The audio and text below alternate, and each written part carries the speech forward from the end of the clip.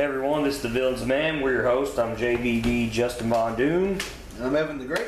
This is episode 12 of Angles and Promos, our weekly wrestling show. We cover, right now, everything WWE until we can make time for everything else because, as we usually say, there's just so much wrestling in the world. Yeah.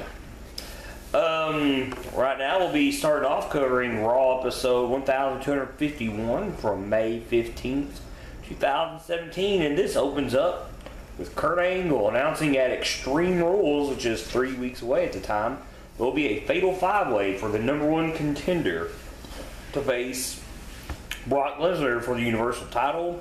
You've got Roman Reigns, Samoa Joe, Seth Rollins, Finn Balor, and Bray Wyatt. What was your thoughts on the opening there, Mr. The Great? The opening wasn't too bad. Angle come out. He entered. Like he said, he does the Extreme Rules fatal five-way.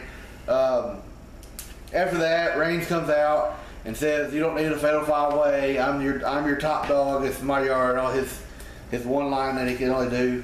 And eventually, you got the rest of them. Hey, wait! He's got. This is my yard. Yeah. Now. So it's not the only thing he can do. Yeah, he does got. Yeah, he got a couple. But after that, you got everybody else comes out. Finn comes out.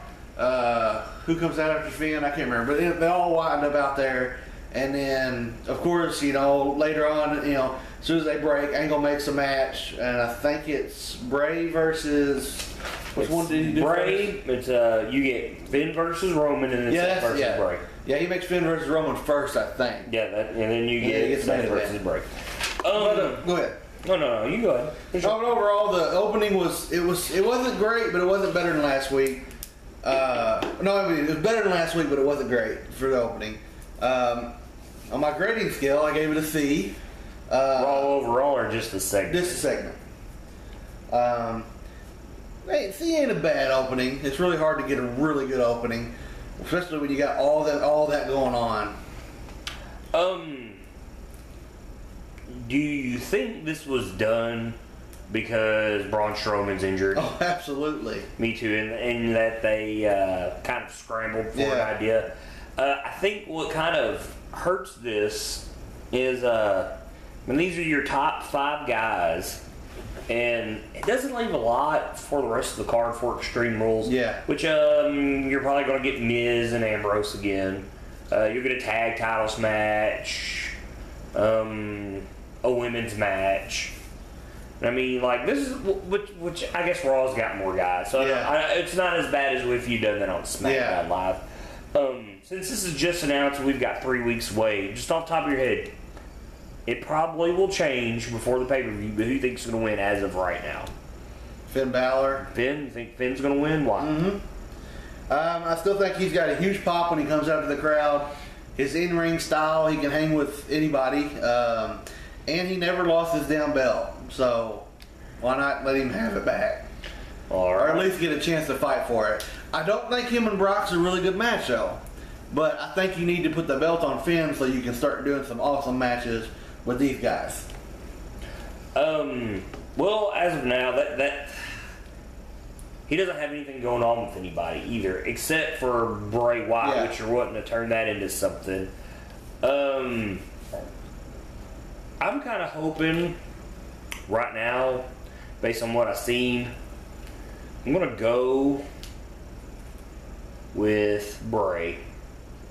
And only because of some of his actions during the main event, which we'll get into a little of that. Right now, that's my second pick. I want to say I'm wanting to say Bray or Joe, but right now I'm going to go with Bray. I would love to say Joe, but there's no one in hell that would give him the pick. Because right now. Bray technically, what was it? Last year we were supposed to feud with him at WrestleMania, and they had the whole thing going at the Royal Rumble, but that never came to fruition. So right now I'm hoping Bray. Yeah. But let's go on.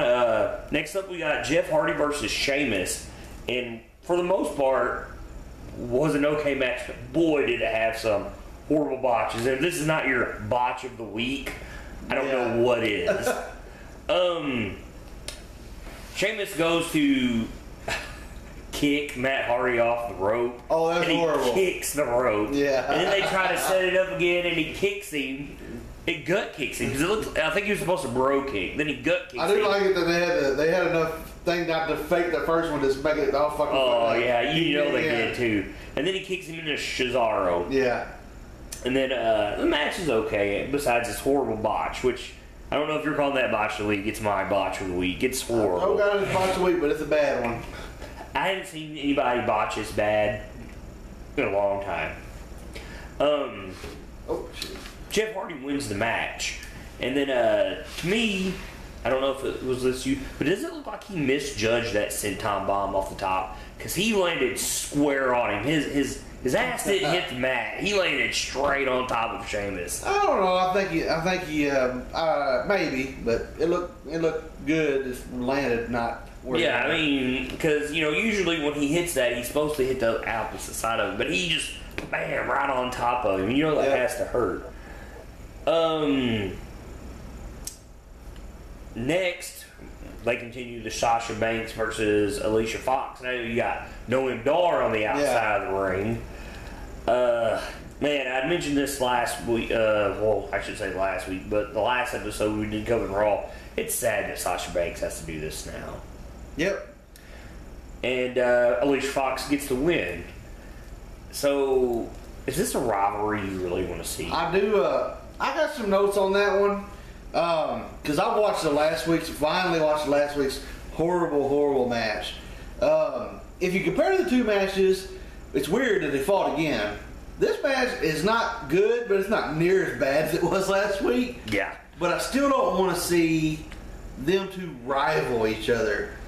I don't know why you want them to rival. And you got Dar going out there with her on Raw and being out there on her side like she is on him for NXT. Well, really, you don't have anything going on because you got Bayley and Alexa Bliss. Then you got Mickie James and Nia Jax tied up in that too. So you really don't have anything else for her to do. Yep. Until you get one of these NXT move-ups, which is going to happen. Eventually. And then we get the Intercontinental title match, which is Miz versus Dean. What'd you think about this match? The match was really good. It was really good. Them two are a really good pairing. But the thing is, we've seen it over and over and over. That's what I wrote down. It's a great match, but I'm tired of seeing them fight each other. They did do something that I can't recall them doing is he goes to do the lunatic lariat. I hate that they call that. And I wish he would stop it. It's too telegraphed. But it's reversed into the skull-crushing finale. And I thought that was a neat little twist. I haven't done that before, in my opinion. But I really like the way this ended. Where Maurice distracts, he goes to do the low blow, and he catches him. Yeah. And then he hits him with one. He gets disqualified. So, and he kind of got some boos. Yeah. So, is this Dean Ambrose going heel? No. I don't think they're going to let him go heel against The Miz. But what if they want the heel to go, Miz to go face? I don't think Miz has ever been face. No, I don't think he ever been face. He probably has. I'm sure we're going to have people like that. No, I don't think he ever has. But like I can think of going all the way back with John Morrison when they were the tag champs, and I can't think of it. So, but I really like the way that ended. Yep. Which him and Maurice is awesome together. Yeah, they are. Then you get a small interview with Finn Balor in the back. I thought he was kind of taking a shot about how much popular he is compared to Roman Reigns because he says this may be his yard, but it's my universe. Yeah. Because literally the WWE universe loves him. I don't think there's one person that hates Finn Balor. Never met somebody that has. You have? No, I never have. Okay, I haven't either. I got a big backyard burial, man. So. Well, to me, I thought that was kind of him taking a shot. Yeah. And then we get this little promo interview thing between Bayley and Alexa Bliss. And, God, I love how Alexa Bliss plays into the what chance. She's great. She is. She thinks it's great. Is it bad that this? I mean, I like Raw overall. When we get to the rest of the matches, this is my favorite part about Raw. Because I love Bliss. She comes out. She is great on the microphone. She is evil. And I'll wait till you get to it before I say my favorite part. Oh, go ahead. Tell me. It's where she hits Bayley with the kendo stick in the back of the head. I do too. I swear to God. Man. I watched it 5 times. I think she really hit her. Yeah. Yeah, this is my angle for this whole week. Even with that, except for then they hold up, let me back up a little. But they're all, do the what thing, and she's like, go ahead. if you guys are good, you say what and what. She gets them every time with that. She baits them right into it every time, and it's almost like she's expecting it every week, and she's waiting for that one thing. But yeah, the whole kendo stick thing, I like how in the back where Angle's like, hey, you're gonna have a regular match, and she's like, no, I have to prove that I'm tough. When he said regular match, I about threw up. And then she's like, no, I want a hardcore match. I'm like, yes. And then it has to be a kendo stick on a pole match. I think it was kind of weird the way he said it. Yeah, a kendo stick on a pole match. Why can't it just be a kendo stick match? Why's it got to be on a pole? I guess they're going to be able to get one kendo stick now. Yeah, one kendo stick. What's the point of that? Well, when they get a hold of it, one hit would do it, because... Yeah, she clobbered her really, really good. I'm really wondering if, if they did something to the kendo stick, they hurt, but they don't hurt as bad as like a normal solid wood stick. I wonder if they did some shit to that where she would be able to hit her like that for real and not hurt her. But it looked like it hurt her, so I'm pretty sure she was probably supposed to swing and hit her in the back, not the back of the head. Man, and it was. Hey, but you know what? It made it that much better. Though. Yeah, because it fits Bailey's weak character, getting clobbered like that. Yeah, every time we watch her, I watch Raw with my dad a lot, and he's all, every time she comes out, he goes, "Oh, she's mean. She's little and mean." I'm like, I know. I love it. What's great about Evan Great's dad is he's an old school wrestling fan, so he really gets into it, and it's great to watch it with him. I can only imagine how your dad was like. It's like rest in peace, Leo's dad. He's just like that. And like, what? How can you root for them? They're the bad guys. And I'd ag him on all the time. But next we get to the Cruiserweight tag match. Brought this up last week. There's 3 things in wrestling that the crowd's going to do that will not die. What? Yes, CM Punk. And it happened in this match. Because, to me, there's not really anything. It's not a bad match. It's a good match. Yeah. Nothing special. But the crowd just wasn't feeling this. You got CM Punk chants. They just weren't feeling it. The only thing that I hate about this, and it's really starting to show with Jack Gallagher, is he really needs to work on that headbutt. You're clearly seeing him headbutt them in the shoulder. Yeah. And they're trying to sell it like it hits him in the face, and he sells it like it hurts him a lot. And it's kind of getting old. I don't know, I love it. Yeah, but... I think he means to hit him, not in the head with it. Yeah, but how can you knock somebody out? I guess you can. In the chest? I mean, what you gonna make him go into cardiac arrest? That would be funny. That would be funny, but I mean, it's something they really need to work on selling that a little bit. I guess you're right, but I love the way he rears up in this. I do too, but it doesn't. It's starting to show that it's almost too telegraphed to the point where you can realize where it's hitting them at, and it's not as cool. Yep. But other than that, man, I mean, this is something we've been debating about here for a while. Is the cruiserweights on 205 Live? Online you see it gets a lot of flack, but we love it. But you can start to see sometimes on Raw, and even when they're recorded after SmackDown, man, the crowd is not into a lot of it, and that's probably not good for that. Got a few things they're into, and then they like this week they're bringing some stuff back. We'll talk about in 205 Live. Yeah.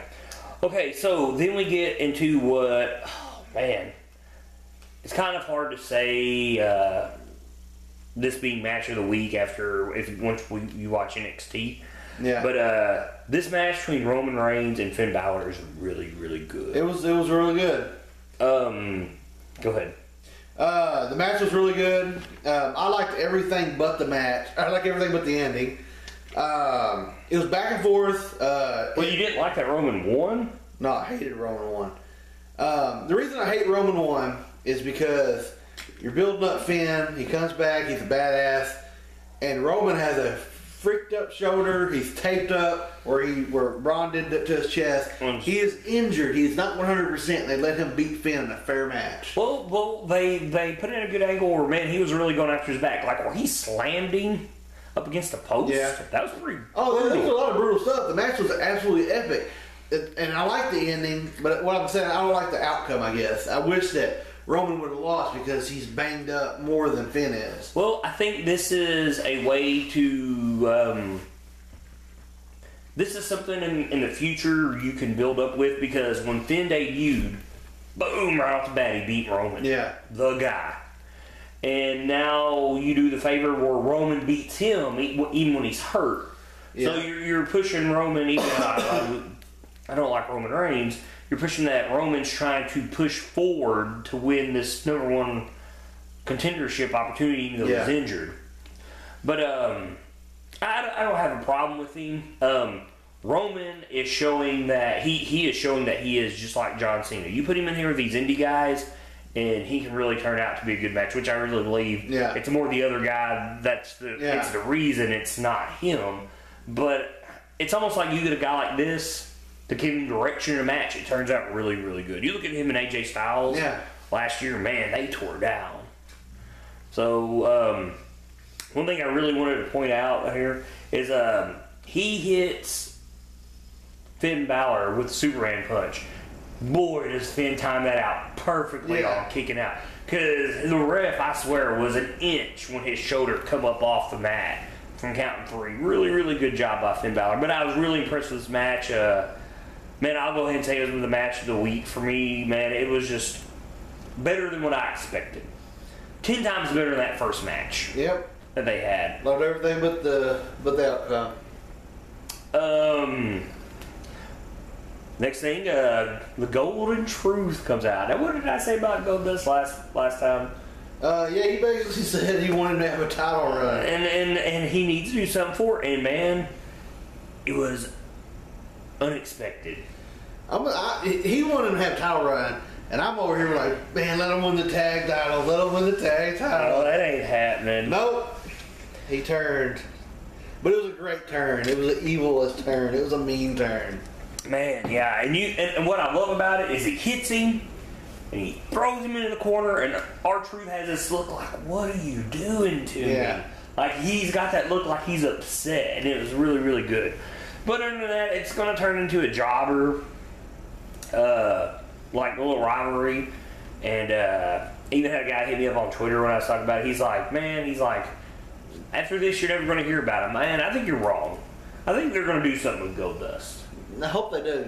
Because the guy can still get with it. Well, one thing, they're busting up these guys. They busted up Goldust, and we'll talk about some of the other matches as we get to them. I think they're going to bust up a few of these tag teams because when the Revival comes back, they're going to have something. They're going to move up. Well, but you still need a jobber tag team, though. But, I mean, you got Heath Slater and Rhino. You do, and I don't think they're going to bust up. No, because they're pretty popular, which people love the Golden Truth, too. I love the Golden Truth. Oh, I wish you would let them. But anyway, they're done now. Yeah. Okay, now, speaking of new tag teams and splitting people up, next thing we get Enzo and Cass comes out. Enzo does his thing. Then Titus O'Neil and Apollo Crews comes out. And Titus did a better job than Enzo did of doing Enzo stuff. He did. And it was great. And then it turns into a match between him and Cass, and, he gets destroyed. That's where it got bad for me. It came out, I was like, oh, that's cool. They get in the ring, they have the match. The match is horrible. Worst match on the show. Oh, yeah. Oh, it was supposed to be a squash. But it's afterwards what's important. Yeah. Enzo was like, I want to take a selfie, and then he gets kicked in behind by Apollo Crews. I keep saying, so Apollo Crews is going to make a good heel, and here's the turn right here. No, he doesn't look mean at all. What's weird is when he does that, you also have, when he gets out of the ring, it's like Big Cass gets mad at him for doing that. Yeah. And I'm thinking, So maybe we're getting we're getting a new tag team out of Titus O'Neil, Apollo Crews, and maybe this is where they're going to start splitting up Enzo and Cass. But still, I mean, I think no matter the only big thing that's going to come out of that is Cass. And what happened to them feuding with Gallows and Anderson? It's just like, we don't care about that anymore. So after this, we get TJP, Neville backstage. That's nothing important, but I really thought TJP started to show a little character. Yeah. And it's impressive. And even though we're not at SmackDown yet, but he gets a little promo on SmackDown too. So you're really starting to see that cockiness show up when he talks. Yeah. So like how he kind of like fingered the title, like you know. So I really like that. I think once that cocky heel character comes out, you're really going to see TJP shine. I really like it. Next we get to the main event: Seth Rollins versus Bray Wyatt. First time guys have ever fought. Besides the awesome 6-man between the Shield and the Wyatt family, which wasn't done enough. No. So overall, what'd you think about this match for the first time these two guys fought each other? Oh, I thought it was a really good match for the first time.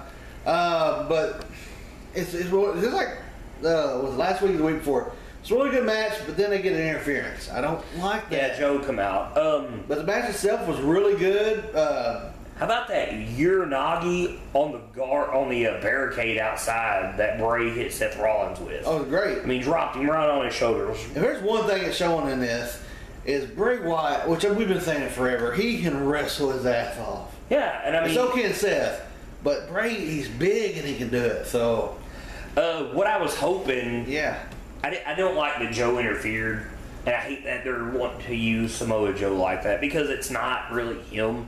But, okay, a couple weeks ago when we seen Seth Rollins' new finisher, and you're like, oh, I don't like it. Yeah. I'm like, well, I'm like it leads for a lot of counters.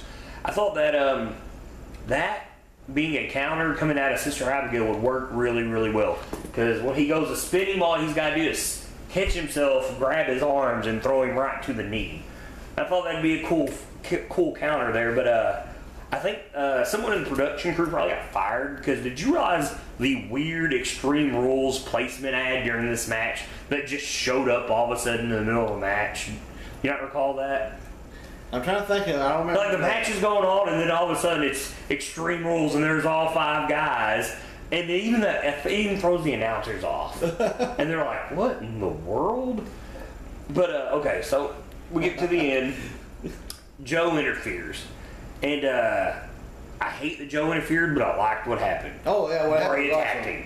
Yep. And I like that. And what I don't get, and I was complaining about this last week, is he attacked Samoa Joe, but why didn't he attack The Miz the other week? Yeah. Don't make any sense. I do like how Joe gave him his back, so he turned around. I'm like, you don't ever turn your back on Bray Wyatt. And that's the thing, Samoa Joe never turns his back like that on anybody. So I don't, like I said, I don't like it. It's kind of weird, because I kind of thought, when I saw them, I'm like, they would fucking tear the house down if they fought each other. Samoa Joe and Bray Wyatt? Yeah. Oh my God, yes they would. But, yeah, so see, and let's see what we got 2 more Raws before Extreme Rules, so with how that ended, I think you're going to see a lot of that between these guys. And I think... Well, since Samoa didn't have a match, next week he'll have a match and Bray won't, and Bray will interfere in his match. I think he'll fight Bray. Well, you think that would be well, next week I'm saying you have Samoa Joe have a match and Bray interferes, and then they fight each other on the Raw after that, which would be the Raw before the pay-per-view. Could be wrong. That's what. Well, here's the thing. I think Bray will fight Joe this coming week. And then Seth is going to fight Finn or Roman. I would think that he would fight Roman. Yeah. Because I think they might want to save the Finn Seth for a certain time. Yeah. Because of what had happened with the Universal title. And I think that's what you might get this week. And then, depending on what happens in the matches, you'll get something else. Yeah. But you're going to get 4 more matches out of these 5 guys and 4 Extreme Rules. But overall, I thought Raw was really good. By the Evan the Great report card, I give it a B+. Are you copying me? No, I didn't. Wow, you gave it a B+ too. Well, I see you got letters for everything, and I'm just overall, But Raw was pretty good. Like I said, man, Box of the Week was in there, Angle of the Week, Match of the Week. I mean, I thought Raw was pretty solid this week. Makes me happy. Raw, it definitely was better than SmackDown. Raw was the #1 show this week on my grade scale, but did not have my favorite match. Did have my I don't know, I guess you call it promo. Yeah, I want to say I love the promo with Bliss. I'm gonna call that a promo because your Angle of the Week. Yeah, that's probably gonna be it. All right, let's move on to SmackDown Live, episode 926 from May 16th, 2017. You open up with Kevin Owens, and he is taking over the highlight reel. Obviously, you kind of figured he's going to speak to Jinder Mahal. AJ Styles shows up. Yeah. And, so that crap happens. Do you think that him taking over the highlight reel is a way to renew the rivalry with Jericho once he comes back? I think he's just more like punishing, not really punishing, but taking this ship. So eventually, when he does come back, I can see that kind of being an angle. That's what I thought. It's a way to keep that going, especially if he holds the U.S. title for that long.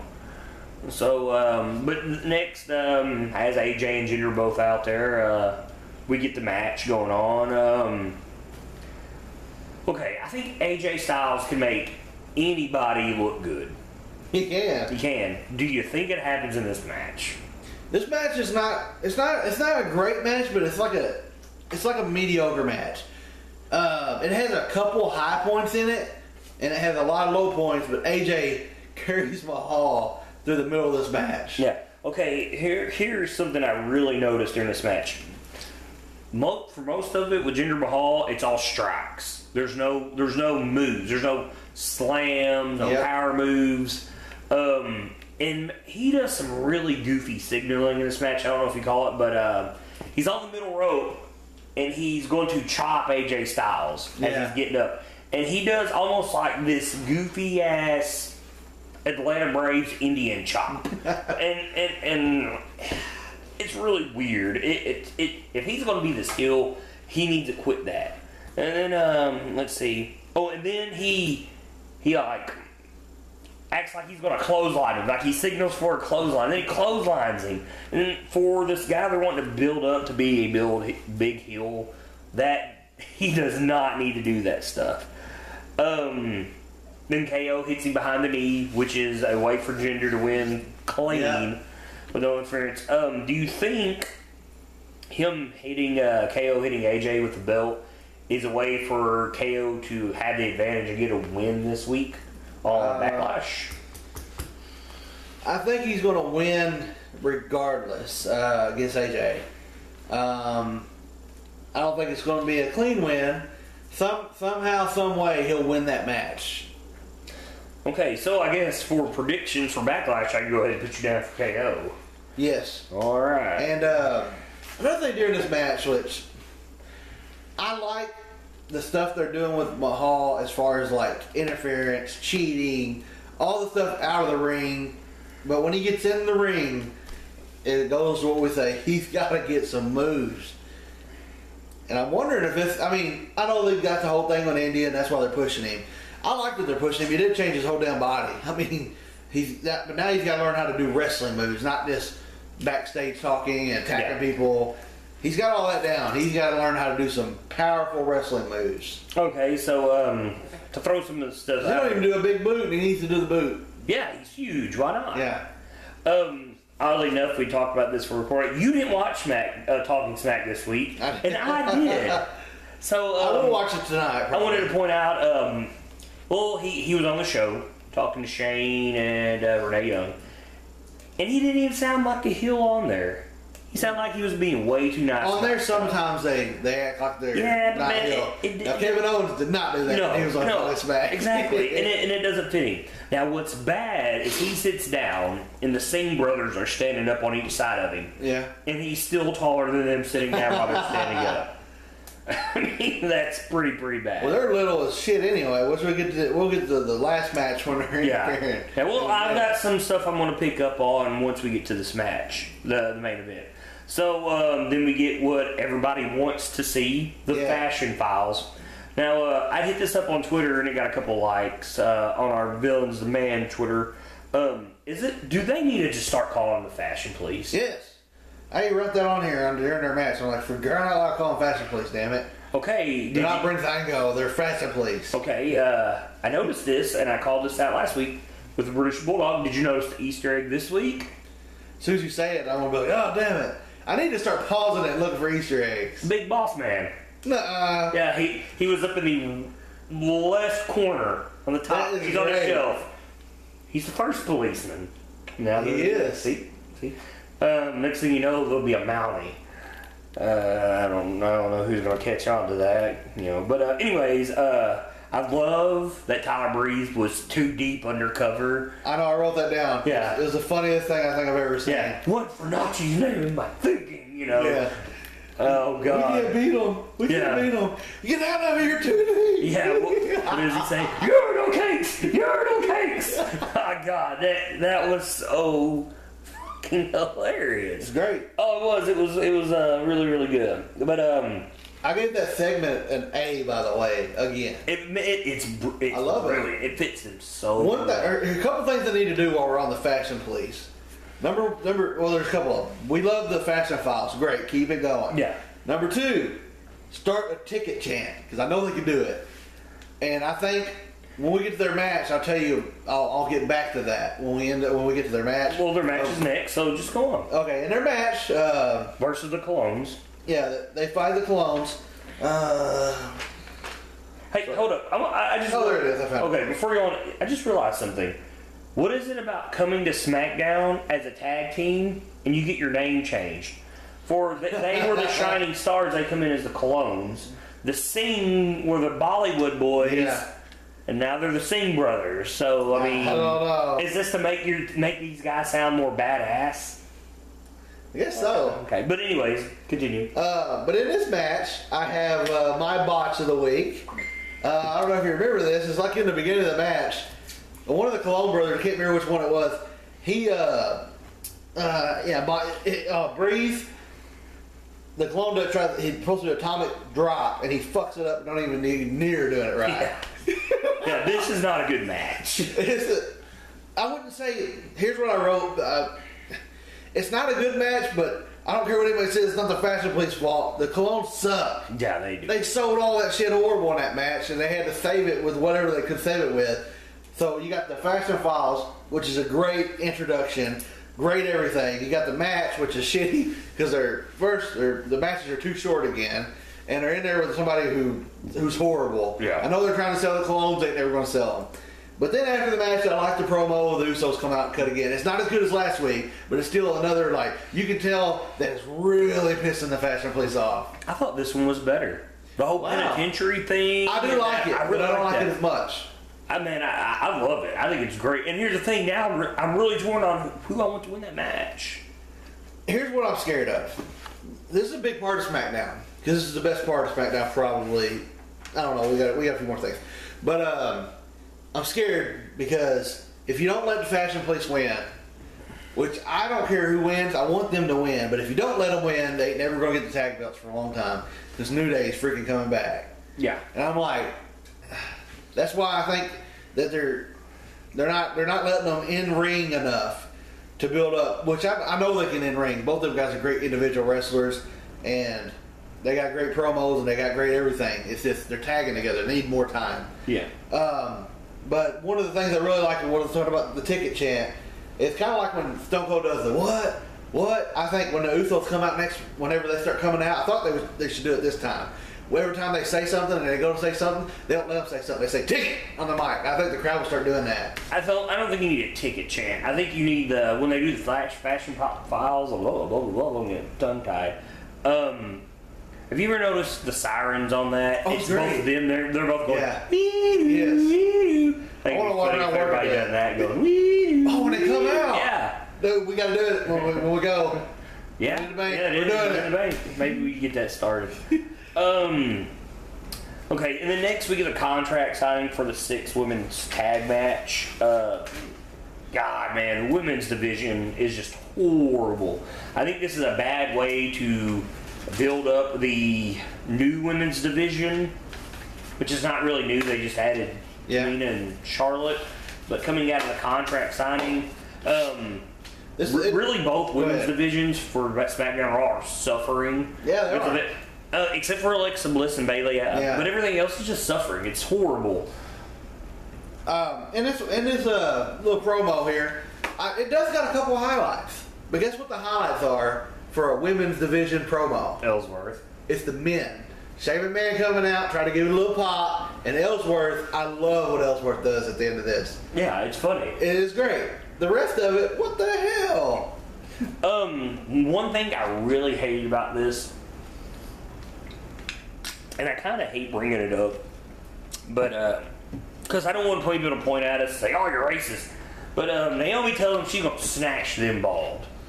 It's a very and I'm not trying to be racist or judgmental, but man, it's a very I've seen a lot of racism, and it's kind of something that I've always caught when it's between girls.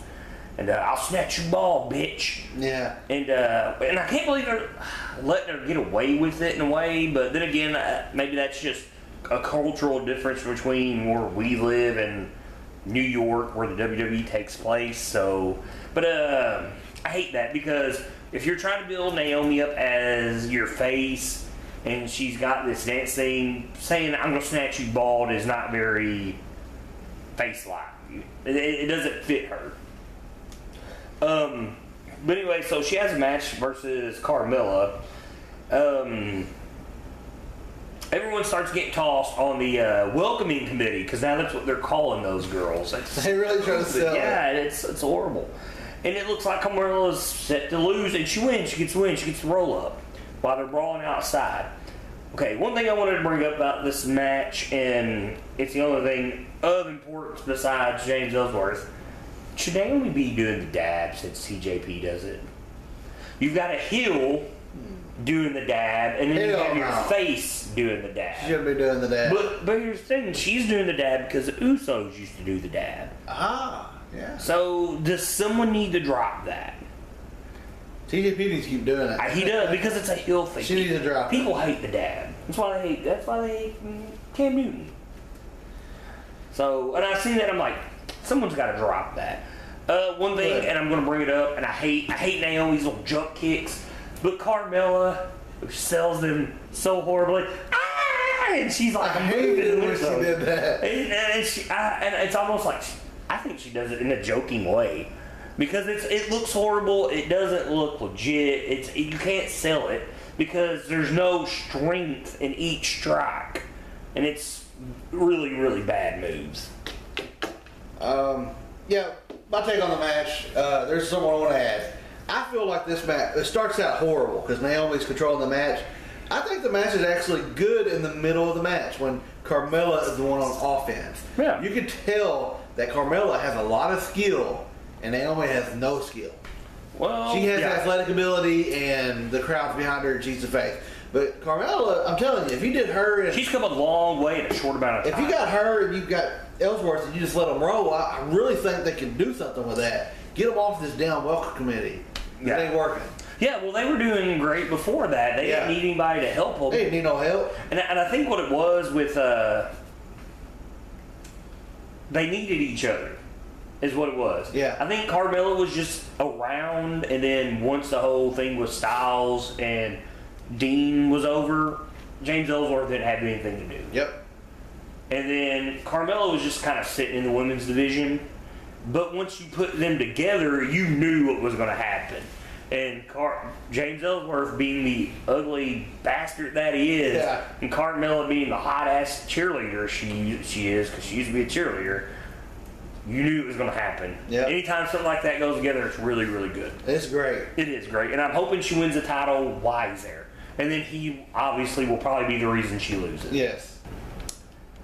Next up, we get a good promo from Dolph Ziggler. It is. I really like this, and it's like he brought up last week when I was talking about it makes sense. Shinsuke's not doing anything on the main roster, and he's still feeding that. Now, what's bad is the camera goes to the TV, like you're supposed to watch it on TV, and then the TV never changed. That was what was the only thing bad about this whole segment. I didn't even think about that when I watched this morning. What I did like about it, and Shane McMahon brought it up on Talking Smack, is even though he's this major jobber, that's what Ziggler usually is, people forget about what he's done. He might be a jobber, but goddamn, he's got a bunch of belts. Yeah, multi-time U.S. champ, multi-time Intercontinental champ, which I think, 5 times. I think he's won the heavyweight title twice. He won Money in the Bank. He's done a lot. He's come a long way from it's the weird. Spirit Only, Squad. like you said, 8 years. And I keep thinking, damn, in 8 years he went from a Spirit Squad to a champion to a jobber to getting the first match against Nakamura, which is going to be amazing. I think that right there says a lot about Dolph Ziggler's skill. Yeah. That, hey. Which I said last week, and I think I might have said the week before, this match is going to blow people's minds. Dolph Ziggler is amazing in the ring. And it's got the potential to be the best match on the card. He can sell. I think I've even compared him to Chris Jericho before. I can't remember if I have, but I think I have. He can sell like Chris Jericho can sell. Let's put it this way. Before AJ Styles came to WWE, it was making people look good. Ziggler was making them look good. Yep. So, and that just says really a lot that they're pairing him up with Nakamura. Says a lot about him. Then we get a little interview backstage where Sami Zayn gets attacked by Baron Corbin, which you obviously know where that's going to lead to. Yep. He winds up facing Randy Orton. So, there's not a lot that Baron Corbin gets to do here. Did you notice that? Much like Jinder Mahal, there was no moves on his back, except for the Deep Six, which I really thought it'd been cool if he had dropped him in the RKO out of that. But other than that, man, it's just strikes and kicks, and obviously you would think Randy Orton would take the lead in the match. Yeah. So that got me thinking, watching them two, is that what you're going to probably see between him and Jinder Mahal? Because Baron Corbin is Randy Orton's size. So is Jinder Mahal. And if Randy Orton would, they brought us about 15 minutes maybe? It was a long match. Yeah, so that's what makes me think Jinder Mahal's been around a lot longer than Baron Corbin. Yeah. So if that is the pace of that match, which Orton had all the highlights of the match. Yeah. Power slam. I mean, all the Orton stuff. And all he got was a Deep Six on him. I mean, even when he did his whole slider by the post and come back in, he didn't even let him do that. He caught him, which I love that. Yeah. Because, I'm very, very big on Baron Corbin. But the entire time, that's what I'm thinking watching that whole thing is this what we're going to see with Jinder? And you really seen it with AJ Styles and him, too. And AJ Styles, to me, is way more generous on what he'll let somebody do. Yeah. And then you kind of see, to me, Randy Orton holding Baron Corbin back in this. That kind of really worries me about Sunday because I can see where people are already going to sleep on that match, and it's days away. I think you might be right on that. There's a couple things I want to say in this match. I put down is actually I thought it was a good match, but good for bad reasons. Not bad reasons. Good for Randy. He got to do all this stuff. He didn't mess it up. Corbin sold it well. But I also wrote down good match, but predictable RKO. RKO is supposed to be out of nowhere, and it's starting to become out of I know where it's going to be where. And it sucks. Well, here's the thing. Jinder Mahal kind of brings that up on Talking Smack. I didn't know he brought it up. I watched Talking about how Randy Orton's gotten soft. He has. So, but they attack Randy Orton after the match. Yeah. That's actually cool. When all that stuff goes down after the match. So, he's going to, do the DDT off the middle rope on both Singh brothers. Yeah. Do you think he outweighs them if you put their weight together? Yes. Because they are some little bitty guys. They're so little. But, like I said, just watching what Jinder probably could have done with Styles and what Randy Orton didn't let Baron Corbin do really kind of sets the tone of what that match is going to look like. Or maybe that's the thing. Maybe that's the facade they're putting up. And then you're going to watch this match and you're going to watch Jinder Mahal destroy Randy Orton with shit you've never seen him do. I think that's the only way to save the match right at this moment. Yeah. Because every week we talk about it. And I'm like, I don't know. Maybe it's going to be good. Maybe it's going to be bad. I'm thinking maybe that's what they've been doing. Maybe he's been working on this shit, and they're like, don't do it to the pay-per-view. Don't do it to the pay-per-view. Yeah, save it. Save it. Surprise everybody. Yeah. So, and that's the only thing I can think of. But, so far, SmackDown, it got, to me, this week, I gave Raw a B+, I gave SmackDown a B. I gave it a C-. And the reason I gave it a B, is because I love the Fashion Police so bad. I cannot give them any lower. I'm telling you. All right, so let's get into our Backlash predictions, which is this Sunday on, what date would that be off the top of my head? The 21st? Yep. So, first up on the card, which obviously, these are in no particular order. Let's go ahead and get the kickoff show. You're going to have Tyler Dillinger versus Aiden English. Who is the obvious winner of this match? It's definitely Dillinger, but you know what would be weird, but I don't want it to happen, because Aiden English, he lost. Well, who did he fight when he lost? Yeah, and he kind of got this mean streak. I'm thinking, man, it'd be crazy if he like hulked out in the match and he won. Well, SmackDown's known for doing some brave stuff. Hey, but I don't want to bury Dillinger, but I was like, that'd be kind of cool. Okay. Get some boos right off the bat instead of some cheers. Another match I expect to wind up being. But I got to pick, right? Oh, sorry. No, you said Ty. Yeah. What? On SmackDown Live, Eric Rowan come out, kind of creeped everybody out. Yeah. He pulled the clown mask out. You missed that. Did the whole balloon thing. He's pulling mask out. He pulls one that looks female, and he's freaking out when he sees it. And he pulls a tear, and it comes out, and it's blonde, almost like it's the coming of Sister Abigail. So he's got to fight. He's freaking out, pulling all these different masks he's got that are all painted. Until he finds his mask, and it's his calming mask. Because he sees it, and he starts freaking out, and then after that he leaves.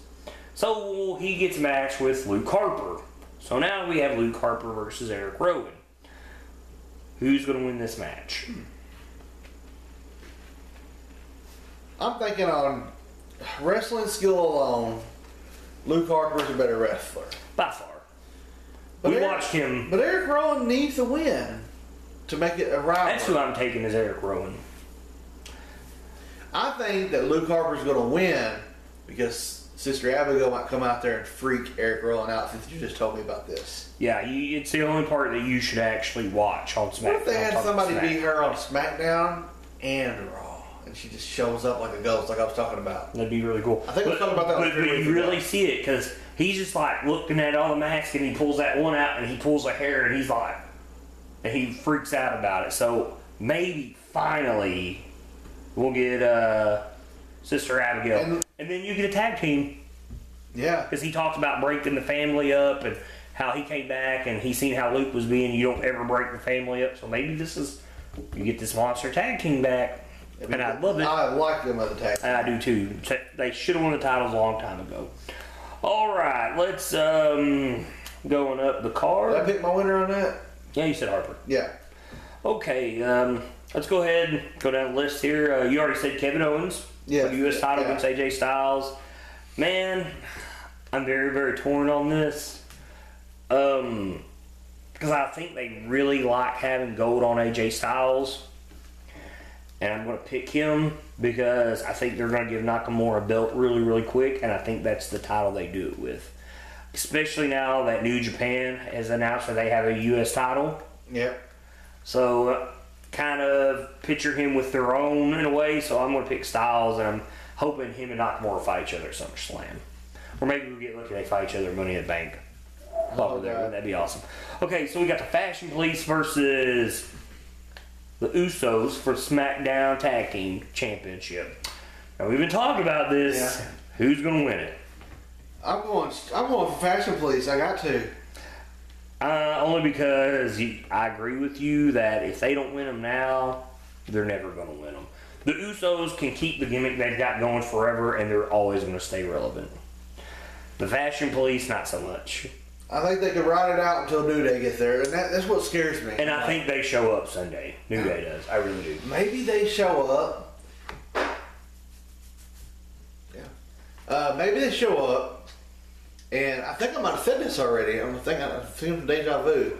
They show up just on the apron just long enough to get the Usos' attention and make them lose the belt. So I wouldn't be surprised. And then you could have the Fashion Police go against them, and then maybe you can have them win the first time they fight.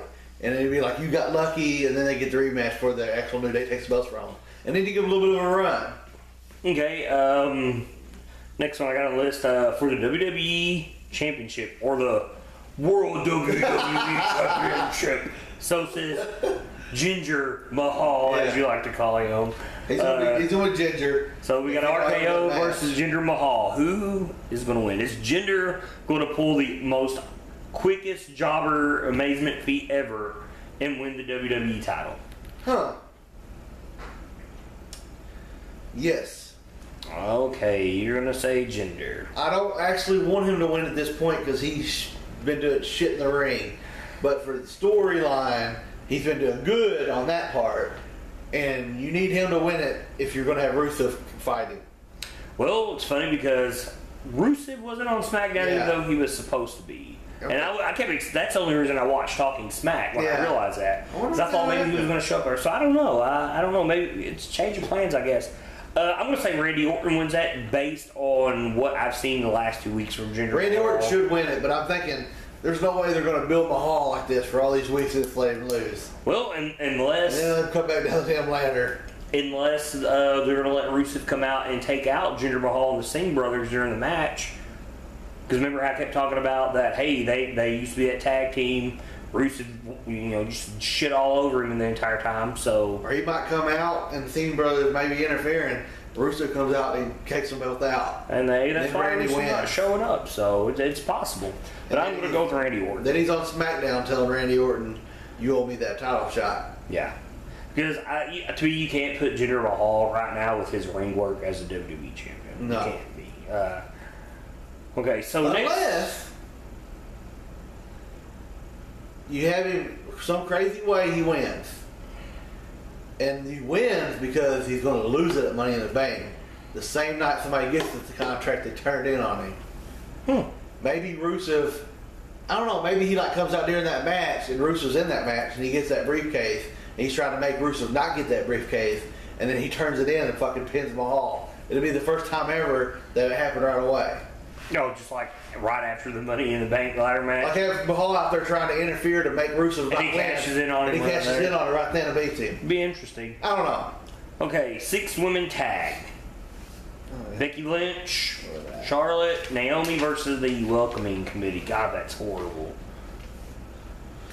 That's like pissing in your own mouth when you call somebody like that in wrestling. If they do a good job on this match, it will steal the show because the chance of them doing that is minimal.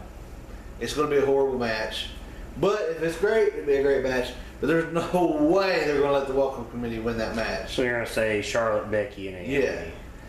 I am too, but here's what I think is going to happen. I think that Charlotte proves that she's a heel during this match and does something to let them win while somehow if it winds up being an elimination match, I can see where she causes Naomi to get eliminated and then wins the match for herself. That'd be great. And something like that's going to happen. Because they got to build up that whole thing. And I think what they're wanting to get to is Charlotte versus Becky. Yeah. So, because obviously them are the only two right now that's going to be able to throw down. You have something entertaining. Let's see here. Sami Zayn versus Baron Corbin. Oh boy. Sammy. Alright, no, that's not how I'm picking. I'm saying Sammy. Sammy? No, I'm not picking Sammy. I'm saying Corbin? Corbin's winning. I'm saying Sammy like, poor Sammy. You're not going to win. I do. I think they really want to make something of Baron Corbin. I love Baron Corbin. They got to push showed up. Got a great look. Yep. Yeah, I really think Baron Corbin's going to. I hate that for Sami Zayn. I really do. I know. I like him, but he's the ultimate jobber. What the fuck are you going to do with him? Something, man. Maybe he wins Money in the Bank. That'd be interesting. That'd be interesting. Okay. Ziggler versus Shinsuke Nakamura. Now, everybody knows who's won this match. Nakamura? Yeah. If Ziggler won that match, I'd be mad as hell at wrestling. Even though, I mean, he should have a chance, but no. No, I cannot see Nakamura has to win his first fucking match. Well, here's the thing. You know how the WWE is big on making rivalries last like 2 or 3 pay-per-views. So I wouldn't be surprised maybe if Ziggler gets counted out or something just to extend that. But I hope they don't. They really need to start pushing Shinsuke Nakamura up to the top. Really, really need to. So, let's see what we got a difference here. 1, 2, three matches we've picked differently. Everything else is the same. So make sure you guys catch us next week to see how our predictions went for WWE Backlash 2017. But that'll wrap up episode 12 of Angles and Promos. We're the Villains Demand. We're your hosts. I'm JVD, Just My Doom. Evan the Great. Make sure you catch us on Facebook at the Villains Demand. You can subscribe to us on YouTube where you're hopefully watching this. I run our Villains Demand Twitter page. Evan the Great runs our Angles and Promos page. So if you have not followed him nor me, you can go ahead and do that. And that wraps up this week. And guess what? It's not paranoia. It's Angles and Promos. I love it.